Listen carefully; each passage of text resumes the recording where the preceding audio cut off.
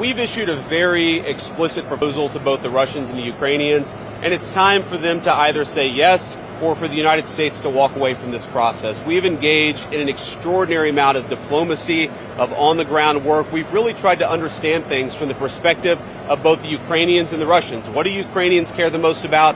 What do the Russians care the most about? And I think that we've put together a very fair proposal. We're going to see if the Europeans, the Russians, and the Ukrainians are ultimately able to get this thing over the finish line. Again, I feel pretty optimistic about it. I think everybody has been negotiating in good faith, but it's now time, I think, to take, if not the final step, one of the final steps, which is at a broad level, the parties saying, we're going to stop the killing, we're going to freeze the territorial lines at some level close to where they are today, and we're going to actually put in place the kind of long-term diplomatic settlement that hopefully will lead to long-term peace. I'm going to take one more question before the kids start banging on the airplane windows. So just to clarify, so you want the current lines of war in the war in Ukraine to remain the same under your proposal? No, I didn't say that. What I said is the current lines, somewhere close to them, is where you're ultimately, I think, going to draw the new lines in the conflict. Now, of course, that means the Ukrainians and the Russians are both going to have to give up some of the territory they currently own.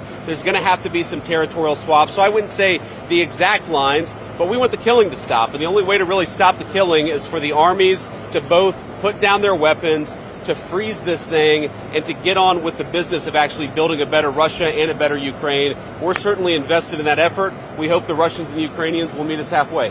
Thank you, guys. See ya.